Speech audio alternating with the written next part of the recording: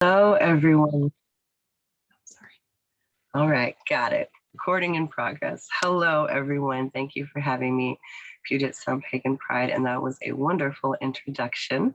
Yes, again, my name is Lennée Reid. I've been a community organizer for years. I'm a Creole eclectic mystic, and my background is both white and black. I have Scottish, Creole, and Choctaw ancestry, and so we're going to talk about some of the ways that you can smudge ethically. And we're also going to talk about the sacred herbs and what's going on with those. There has been such a hotbed of debate in the pagan community, so I just want to clear the air about it, give you my own opinion, and of course, you make your own decisions. So let's start off with one that we really should right now. Here are two, Palo Santo and sage. Get it in the camera, good shot. Palo Santo has two varieties. One of them is endangered. It is sacred to many of the people in California and the Southwest. This piece was given to me by a member of the Native American Church, so it was ethically sourced. One variety that is very endangered, you shouldn't use. The other, both of them, take up to 10 years to cure. So they're just something that is should be taken with a lot of sacred consideration. So you can consider any of the Indigenous American smudging practices closed because they were not allowed to practice them until the Religious Freedom Act of 1978, signed by President Jimmy Carter, year before I was born. And so in many ways, this is a closed practice. You need to respect where it came from.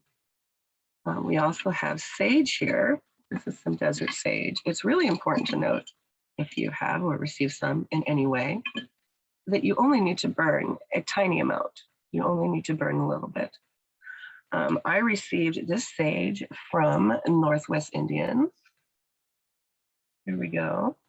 After marching to protect the Salish Sea.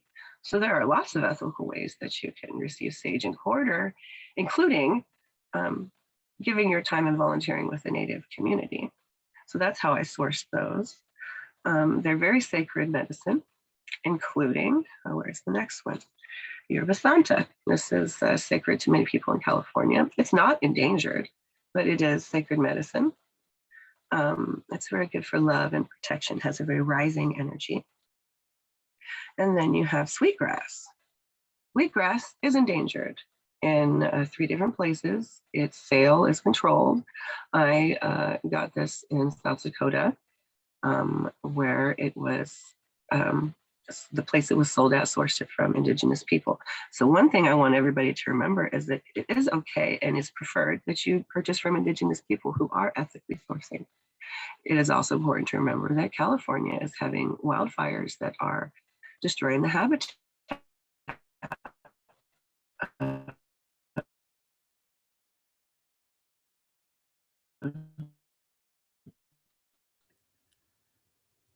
desert sage and things like that. So, and I think it's important that if you want to smudge and clear your spirit and clear the air in that kind of spiritual way, that you do it in an ethical, moral way, and that you are present. In addition, these sacred herbs, including the tobacco that I'm wearing, the tobacco was given to me by a missing and murdered Indigenous women organizer. So I've received these from my work in smudging in the community and in supporting the Indigenous community. So I definitely suggest that you give some of your time or your money in any way to Indigenous people and respect their way of honoring smudging. Smudging has been an Indigenous close practice, and if you want to learn it or be smudged, do that from someone who has initiated to do that. There's many other ways to smudging, and that's what I want to talk about. People argue about these other sacred Indigenous medicines, and there's no reason to argue about it. You can find what is sustainable in your area. Another sacred plant is cedar, and we'll be making cedar with some fresh cedar later, some cedar smudge. And it's plentiful here. It is endangered in many parts of the world. It doesn't grow in many parts of the world, just like sage only grows in the desert. So here, though, we have cedar everywhere. So cedar is something I would suggest if you search in your spirit or you have it in your yard or it blows down after a storm. If you can collect that, cedar is very strong. It's been called grandmother or grandfather by many Indigenous communities. And it's a very good and sustainable smudge for Puget Sound pagans because it's available. Let's see, what do we have next? I have so many things out here. We are going to go with another thing that you can have is your smudge feather or smudge fan. I've made a smudge fan. My smudge fan is not an indigenous smudge fan. There's a face in the little sketch, you can see it. I made it myself. I collected these feathers from many people. And in the indigenous communities, you never take feathers off of more than one bird. There's a certain number, it all goes together. So I brought things from my own smudge fan that I collected throughout my life, throughout my friends, and brought different things together because I'm eclectic. You can do whatever you feel. You may have a crow feather in your yard. You may have birds. And if you want to smudge and smoke cleanse, you can do it that way. There are ceremonies that are closed in the indigenous way of smudging that we are not going to talk about because they're closed practices. There are many ways that you can choose to smudge in ways that align with your own practice. For instance, Celtic background does seining. Seining smoke cleanses in a cross, usually an X or a cross, depends on your background. Seining is a blessing. Smoke cleansing is always a blessing. So if you're not indigenous, you do not need to call it smudging, and you don't need to use sage. If you are not Scottish or Celtic, you don't need to seine. The seining sacred herb is juniper. There are many pagan, Southbound Puget pagan plants that we can smudge with. And so whatever your work is or isn't, you can use these plants we're going to talk about next. And I went out in my yard and got a whole basket of herbs here. And let's see what Auntie's going to make today. What you need to make your smudge is the natural twine. You don't want to use something polyester or plastic. Just get something natural. Hemp or cotton works good.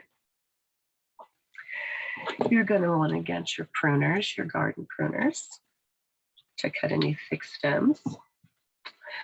And you're going to want to get hair scissors to cut your any thin ends and your string. You can smoke cleanse with many plants.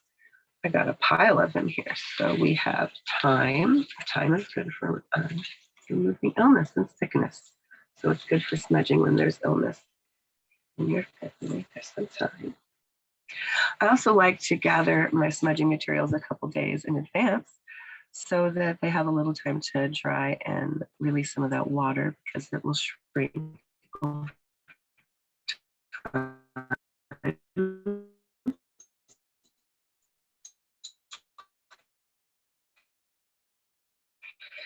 I have also pre-harvested. There are so many healing herbs that you can smudge with. We have lemongrass. I grew this. All of these came out of my yard. Did I mention that? I love green witchery. You can use lemongrass and lemon balm.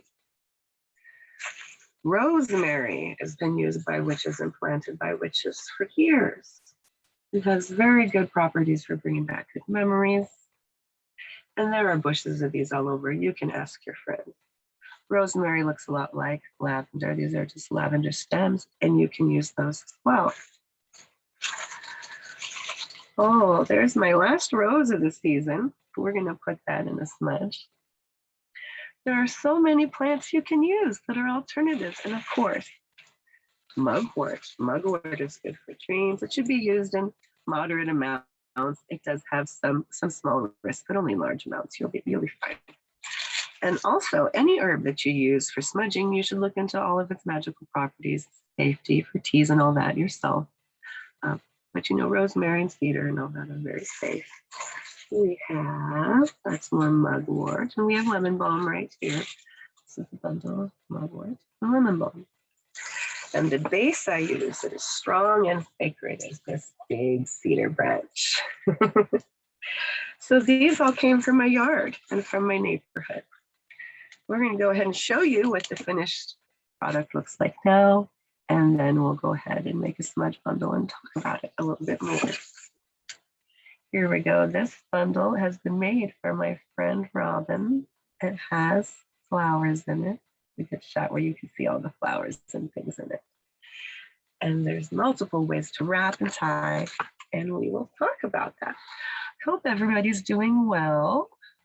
See how many we got. A couple people here. Let's say hi to everyone. Oh, Emily, hi. I remember presenting with you at Many Gods West. Thank you for coming. I appreciate that. Say hi to people. Thank you for coming. Okay, so the first thing you do is you want to trim your smoke cleansing plants that you have pre-dried a little bit to anywhere between 3 inches and a foot is what I do. I make foot-long smudges for smudging outside, for smudging crowds. So this is something I've been doing a long time. I don't know how to talk about being an authority or an expert on this. I'm of mixed race and I've taken smudging very personally. I've smudged homeless people. They started calling me the sage lady just because holding space for someone and clearing their spirit and being peaceful is something we can do. We don't have to argue about sacred practices of Indigenous people. We should not appropriate from them.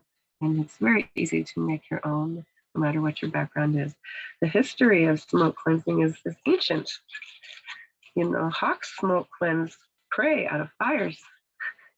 We've watched this for thousands of years. Smoke drives out bad spirits, drives out insects and rodents, and you can use it in ways other than just clearing your house or smelling good. They all have different properties. Bay leaf, which I have in a smudge, but I don't have on my table today, is great for writing intentions on. They're the perfect size. Write them in black marker, make them permanent. So other alternatives that you can use just to clean a spell jar or something, cinnamon. Cinnamon sticks, you just keep them for in the end. There's so many alternatives.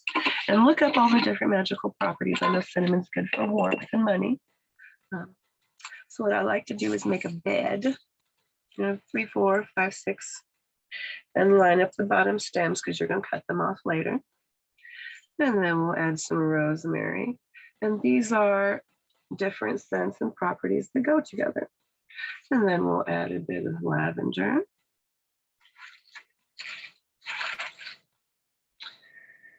Nice flower. I like to do the flowers on the end so they're pretty. We'll do the thyme. Thyme is a wonderful healing herb. I have it in my garden because I make chicken soup to make me feel better when colds are coming. And here's the mugwort. And that cedar and rosemary really leave a strong base for everything else you put on top of it to hold it.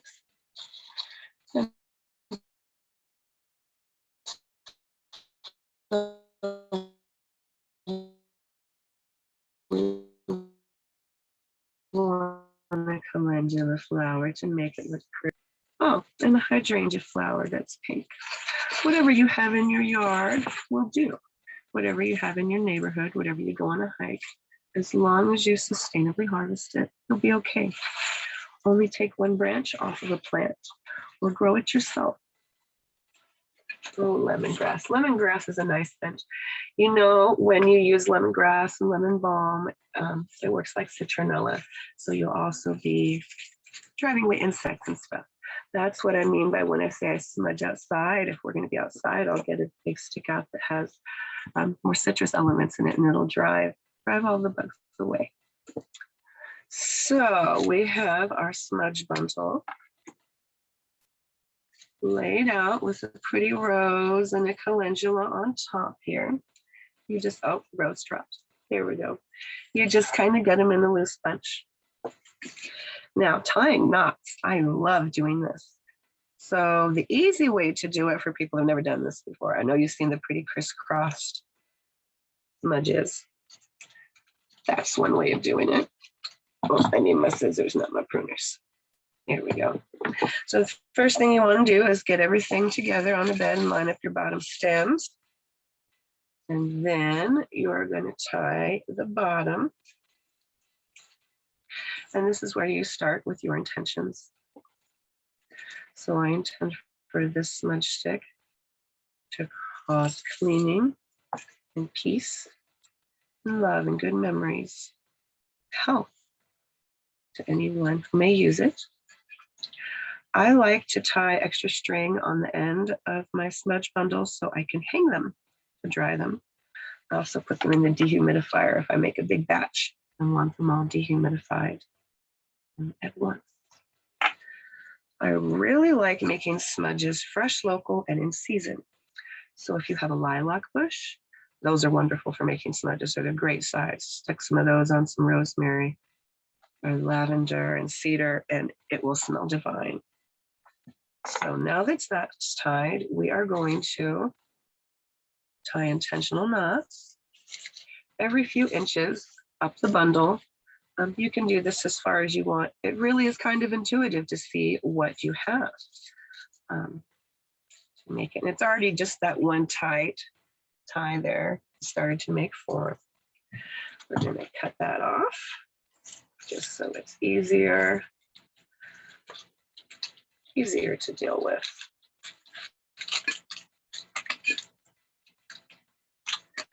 And it's all nice and clean and pretty now, just like you see in the store. So, like I said, for this craft, we are going to tie each knot individually. I like to do them a few inches apart and 3 times. So whatever your prayer, whatever your thought, whatever your intention is, go ahead and put that into your knots. It's very common in Celtic traditions to tie knots and intentions into them. So we want to always have peace and healing and release and cleansing from these bundles.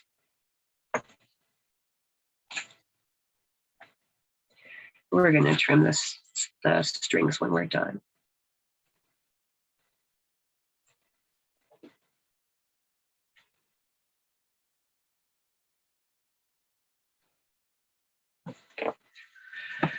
And we'll just go along and do this a couple times. I feel like I should keep going, or maybe I should stop. I have a finished product and I have pieces to do smudging with at the end of the hour. Would anyone like to ask any questions? The host can unmute people to ask questions if they would like. Yeah, if anyone wants to ask a question out loud, feel free. We did have a question in the chat, which I'll share now, from Fritz. Thank you. We ask, I've read that they will get moldy if you make them fresh and too thick, that the insides can't dry out. Is this your experience, Lennée? Very good point. So I mentioned in the very beginning of this that I like to let my smudge material sit out different. And so if you make them small enough and dry them on your wall, that should work. The issue here with Puget Sound pagans is that it's humid here, and it's often 50 to 90% humidity all winter. So I have a dehumidifier. You won't have any problems if you use a dehumidifier. But I generally make my smudges. I ritualistically do this every year. I start when the lilac comes out and I end when I'm finishing my last harvest of stuff right about now.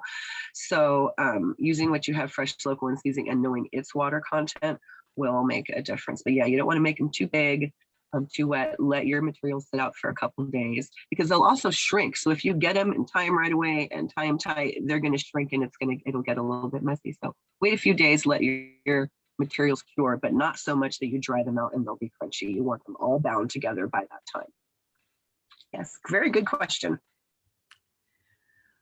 We have another great question in the chat. Approaching other practitioners, oh, this is from Fern. Approaching other practitioners who are using language and practices that are problematic, they can often become very defensive and hard to accept learnings. I guess it's not really a question, but it is an interesting discussion point to jump onto. What are your thoughts on that? It is, and that is why I chose this topic for Puget Sound Pagan Pride this year, because people are going to have their beliefs, and when things pagans can agree on is agreeing to disagree. And some people you can't talk to. And so you just kind of have to accept that. I think the people that want to have a clean spiritual practice, that do not want to appropriate, that want to have good beliefs, will go ahead and try to do that. So that's what I'm trying to do here today. Yeah, it's difficult to talk to people. You know, I thought about it even before setting this workshop up, is that I have the sacred herbs that many people say they're not supposed to have. They were given to me by indigenous spiritual elders. I've been to Standing Rock. I have marched 10 miles behind the Salish people, at least. So these were gifts that have given to me. You can receive spiritual gifts and not feel guilty about it. Also, if you really are feeling in your heart you're not sure, then get smudged by someone else. There are people that do these ceremonies if you're feeling that way. In addition, there's going to be people out there that, in my research on this, I found that someone in California was arrested for taking 400 pounds of desert white sage. And so buying from that appropriated company that's over harvesting is not what we want to do. But there's many ways that we can smoke cleanse, which is really the proper technique. People are calling it smudging, which is really an appropriation, but they're familiar with the term. And so, you know, I feel like that is what I do. I've been initiated into it, and I make smoke cleansing for other people from things that aren't from those. I very much want to show that there's so many different herbs that you can use, and you should learn from all of them, just like we learn from all our herbal allies for teas, for smudging, and for other magical uses. They go together. So think about what type of spirit you want to impart. Everybody wants to clear energy and use selenite and all these, everybody wants to do it, but think about what it is you really are trying to do. Do you have sustainable plants in your yard, in your neighborhood? You know, most people with a rosemary bush will let you prune it. So just really think about what would be good for you. It is very hard that you can't talk to people, and you can't talk to bigots and racists and people that are angry about what they're going to do, and they can buy it if they want. Sure, it's America. But I don't consider that a pure spiritual practice with good intention, and that's what I'm trying to do. So thank you. Very good question. Yeah. We're almost done here. I'm going to do one more time. I like to leave the end a little bit loose and trim it to make it pretty. You can do all kinds of things with smudge sticks. I know people have different allergies, so I like to make different ones because someone might be allergic to cedar and not to sweetgrass. I have done special orders for people that didn't want smudge in it, sage in it at all, because they were allergic to it. So I really think this is a very good way to connect to your local nature. And there's nothing more sustainable than that. And so we're going to do one more knot with some good intentions, and we'll be all done with our new smudge stick. This one is big enough to use outside. I like to make them for use outside at events and barbecues and things, because it has been scientifically proven that smudge smoke kills over 90% of bacteria in the air.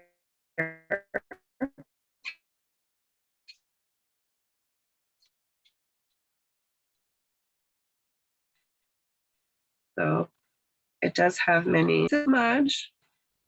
We're going to cut off the loose ends. Can you see? Yeah, you can kind of see.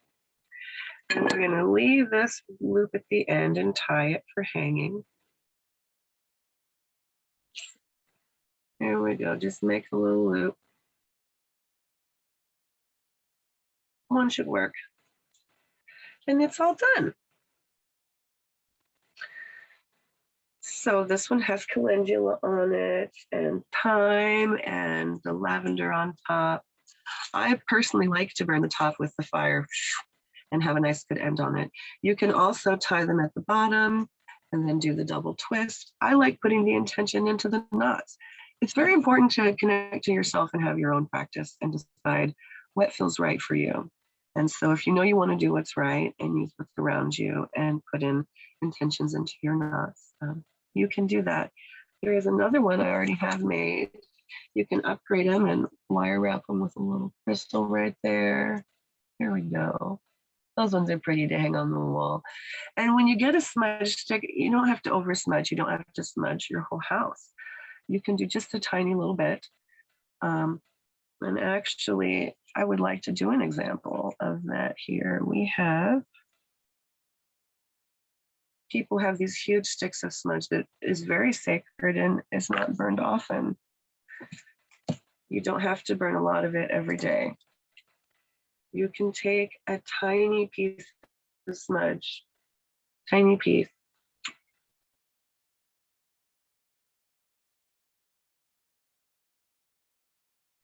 and clear yourself. You don't need to use a lot if you have it, if it's given to you. So this one is fresh. This needs to hang on the wall for a while or go in the dehydrator. This one is a gift for a friend, so I'm not going to burn it. Let's go with some I have used. Yerba Santa is very sweet, and cedar is from here. Cedar, you got to watch because it'll pop. They all have different properties. For instance, lavender is better to have the flowers closed than it is open because it will have more things like that.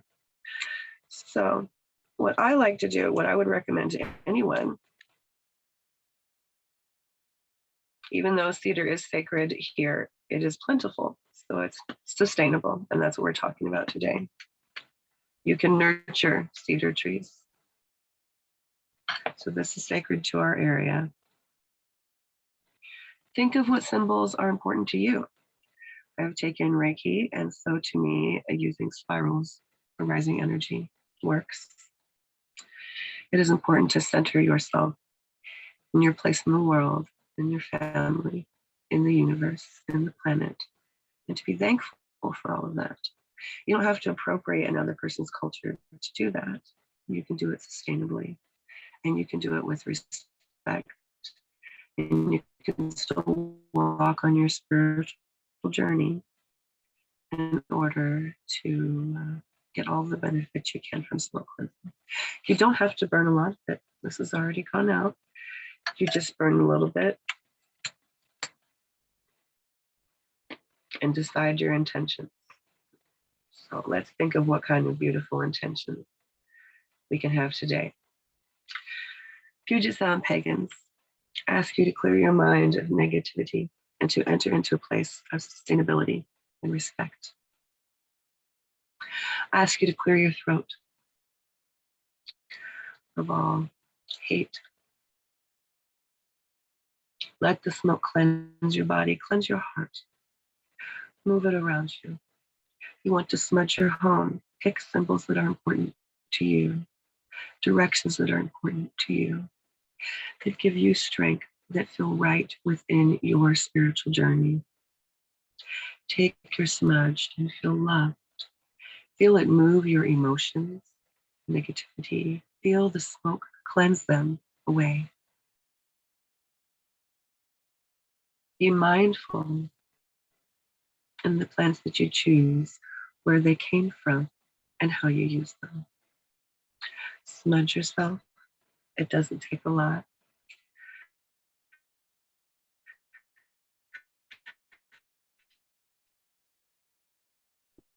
Make a big smudge. Smudge the whole barbecue. Most of my offering. I welcome any question, and I do hope I've covered it. To recap, there are sacred most practices of Indigenous people. You can go about learning those in the right way for yourself. You can receive these in a way that is sustainable. You can avoid the ones that are not sustainable. And you can always respect Indigenous practices. You can also respect Scottish and Celtic practices. If you are not, you can respect smoke cleansing. You can make your own ritual, which I always recommend. Find your own journey, your own space, and cleanse with what you have and be at peace with that. Because that's what we want. We want to use this much to clear our spirit, clear our energy, open our memories, give us love, put out intentions, all of the things that we do with our craft. And so that's what I ask you to do. I hope you've learned something today. And if anyone has any questions, I welcome them. Thank you so much, Lennée. That was beautiful and very good information that I think is very pertinent to a lot of things people are talking about in the community today. So I want to give anyone any last chance, or excuse me, I want to give everyone a last chance to ask any other questions, either in the chat or feel free to turn on your mic and ask Lennée any questions that you might like. So I'll give everybody a minute Thank to do you. that. Yeah, thank you again so much. It is important to add. Sometimes I make smudge sticks and I put them in my car or in a dresser, or if you know what's in it, you can throw them in a bath, and it's a great bath soak, and then you don't have a bunch of herbs in your bath. You know, they're good for lots of things. It's a bundle of dried herbs, and cleansing with them and using them and choosing them can be a sacred act. I love the way you emphasize having a connection with the plants that you're using as well, either from your own garden, you know, or in the area that you're around. To me, it seems like that's probably that connection is probably going to be stronger than most things you might just pick up at a store. Yes, exactly. If we want a really, and this is one of the oldest, simplest rituals. It really is. And so, and we are blessed to live in the Pacific Northwest, where we have things like cedar and rosemary and many other plants growing everywhere. So we should be using what is sacred to here. We really should not be using what is sacred to places that is endangered and of low supply. But there is a right way to get it, and it does still exist. So you got to do what's right in your heart, you know? Yeah. Yeah. Yeah. I felt very blessed when I received my Palo Santo and my sage from people.